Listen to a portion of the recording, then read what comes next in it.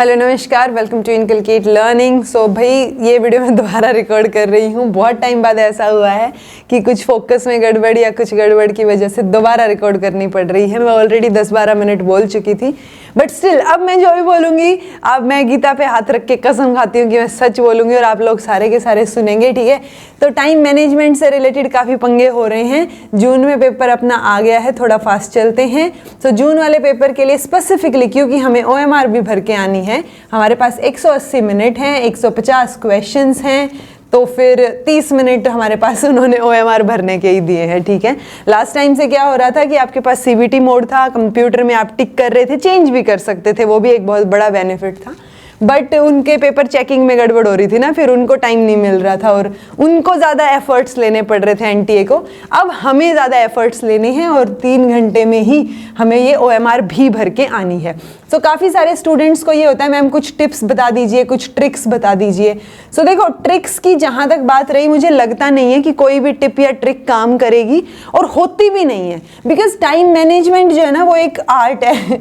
Art वाली situation है, art है, कला है टाइम मैनेजमेंट। तो वो आपको सीखनी पड़ेगी और जो कि टाइम के साथ साथ आएगी, okay. But still time management की टेक्निक क्या हो सकती है, आप पेपर किस तरीके से सोल्व करने की कोशिश कर सकते हैं, वो चीज आज हम डिस्कस करेंगे। डिस्क्लेमर ये है कि ये जो भी चीजें हम डिस्कस करेंगे, this is all completely my personal experience. उस बेसिस पे मैं आपको बता रही हूँ, बट उस एक्सपीरियंस के बेसिस पे मैं जब भी कोई एग्जाम देती हूँ, आराम से, टाइम से, कामली उसको मैं आराम से पूरा करके आती हूँ। इस तरीके के मदद से यूजुअली लोग बताते नहीं, मैं शेयर कर रही हूँ, तो सुन लीजिए, ठीक है।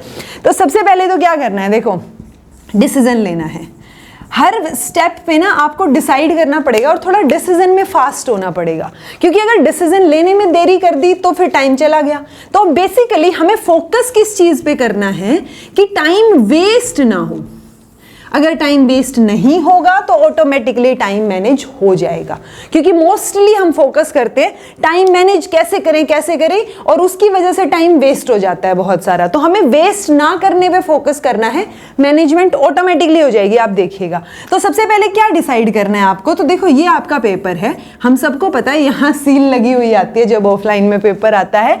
सो इट मे साउंड थोड़ा सा ऐसे कि क्या बोल रही हूँ मैं, बट हम सब जो है करते हैं ये चीज़ कि यहाँ से पेपर ओपन है, यहाँ से ओपन है, जब तक सील ओपन नहीं होती तब तक भी 2-3 मिनट हमारे पास सब कुछ भरने के बाद भी, OMR में अपने रोल नंबर वगैरह भरने के बाद भी टाइम होता है, और कि हम क्वेश्चंस देखते रहते हैं थोड़ा सा ऐसे उठा के कि क्या क्वेश्चन आया है, राइट।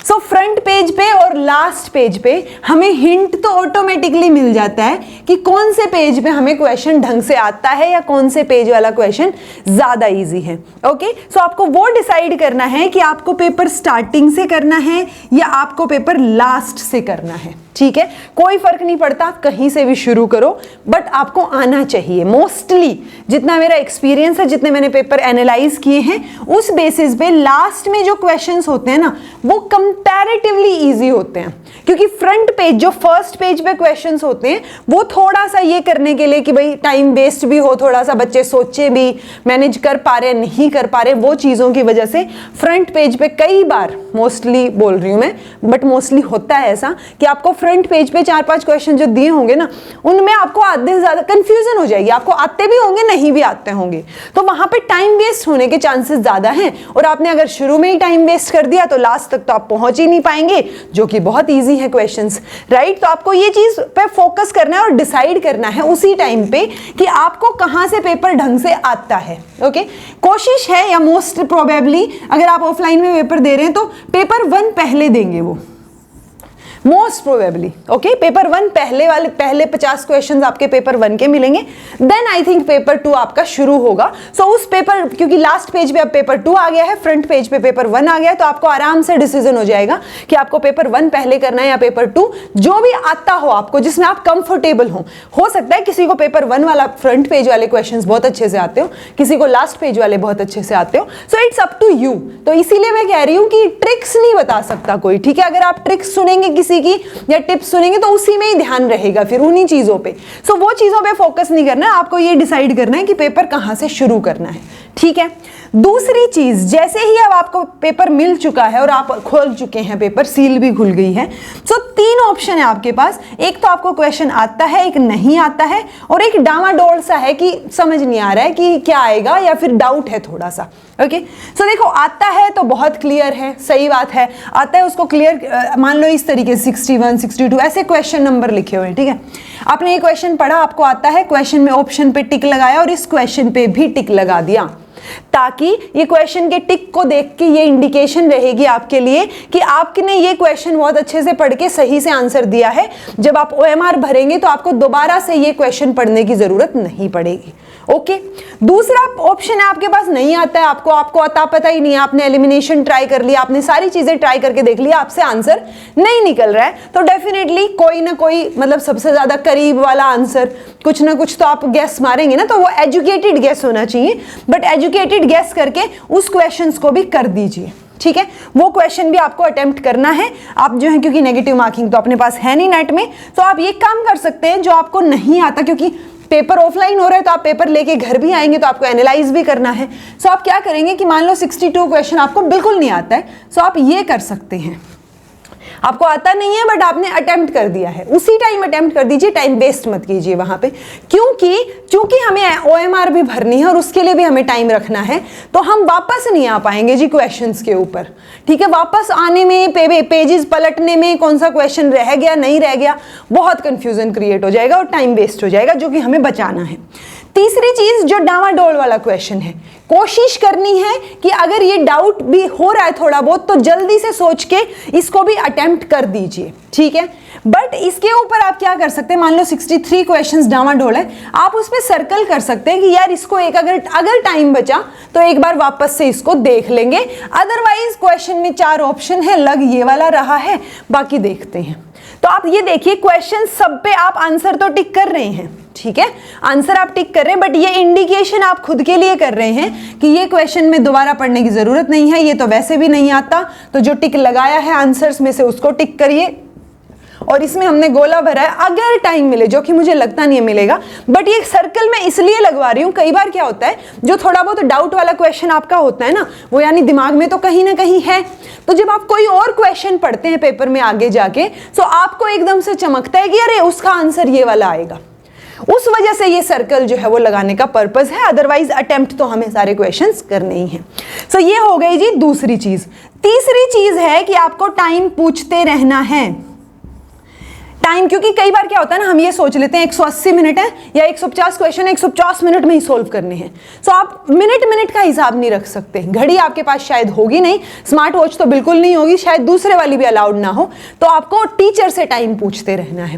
टीचर से टाइम पूछ के आपको ये नहीं करना है कि हाय मेरा पेपर रह गया, या अभी तो जल्दी टाइम जा रहा है, टाइम तो जाएगा, राइट। सो आपको नर्वसनेस या फियर क्रिएट नहीं करना है, पैनिक नहीं होना है, वो टाइम इसलिए हम पूछ रहे हैं ताकि हम टाइम को बैलेंस कर पाए। ओके, हमें ये आइडिया रखना है कि अगर टीचर बोल रहे आधा घंटा हो गया, तो क्या आधे घंटे में यानी 30 मिनट में मैं आसपास हूं 30 क्वेश्चंस के, कि मान लो मेरे 32 क्वेश्चंस हुए हैं 30 मिनट में, या मेरे 25 हुए हैं, 27 हुए हैं, इतना आसपास तो होना बनता है। अगर आधा घंटा हो गया और आप 15वें क्वेश्चन पे हैं, फिर तो गड़बड़ चल रहा है टाइम, राइट। तो उस चीज का ध्यान रखने के लिए हम बार बार टीचर से टाइम पूछते रहेंगे, ताकि आपको ये ध्यान रहे कि आप कहाँ पे वो कर रहे हैं, लेवल कहाँ पे है, और आपका कितना टाइम जो है आपको मैनेज करना है, ठीक है जी। सो ये चीजों का ध्यान रखना है। उसके बाद कई स्टूडेंट्स का ये क्वेश्चन होता है, OMR कब फिल करें।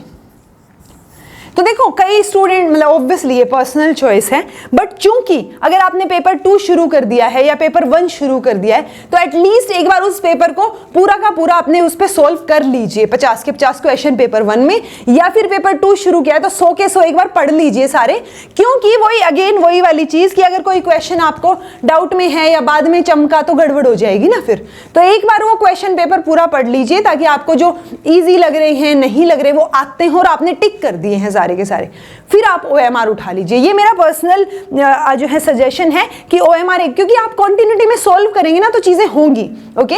अगर बीच बीच में OMR भरते रहेंगे तो डिस्ट्रैक्शन भी होता है बहुत बार।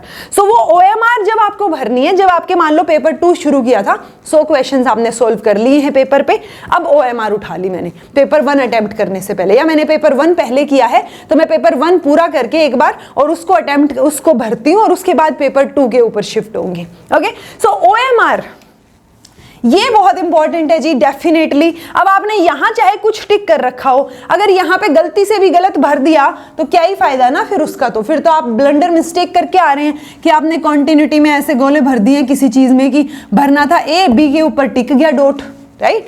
सो वो डॉट टिकाने से पहले आपको डबल श्योर होना है, ओके। यहां पे आपको 5 मिनट एक्स्ट्रा देने हैं OMR में कि भाई मैं कौन से क्वेश्चन का आंसर भर रही हूं और कौन सा भर रही हूं, तो वो आपको 2 बार चेक करना है कि अच्छा मैं पहले क्वेश्चन का आंसर भर रही हूं, पहले का B है, अच्छा यहां पे OMR में पहला है और B है, ठीक है। तो वो कंफ्यूजन ना हो आपको, OMR में डबल चेक करके आंसर अपना भरिएगा, क्योंकि OMR में गलत हो गया तो आपने यहाँ पे चाहे आता हो, सही किया हो, गलत किया हो, फर्क ही नहीं पड़ेगा, ओके। तो वो चीज़ आपको ध्यान रखनी है। अगर आप इन चीज़ों का थोड़ा ध्यान रखेंगे सो प्रोबेबिलिटी है कि आपका पेपर पूरा हो जाएगा और उसमें आपका टाइम वेस्ट नहीं होगा। पेपर में आप, क्योंकि वो है ना आपको कॉन्टिन्यूटी में करना है, 30 मिनट 25-30 मिनट तो आपको ये OMR भरने में भी लगेंगे। सो हमारे पास ओवरऑल 150 ही मिनट हैं, यानी जितने क्वेश्चन हैं उतनी ही मिनट हैं।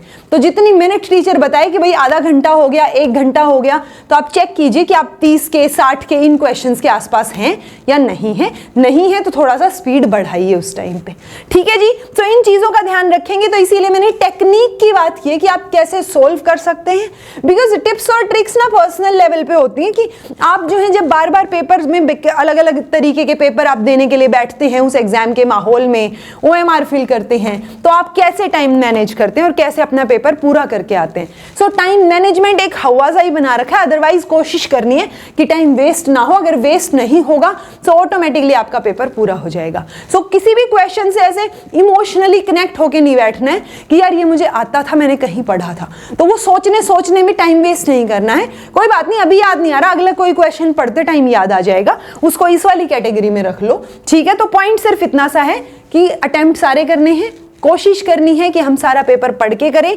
ताकि आप लोग आने के बाद पेपर दे के आए तो ये ना बोले कि मैम 10 क्वेश्चन तो ऐसे ही गोले भर के आए हैं लगातार, ए बी बी बी, वो चीज़ नहीं होनी चाहिए, ठीक है जी। सो मैं उम्मीद कर रही हूँ कि ये कहीं ना कहीं कुछ ना कुछ आपकी जो है यहाँ पे टाइम को ना वेस्ट करने और टाइम को मैनेज करने में कुछ हेल्प हो इन तरीकों से।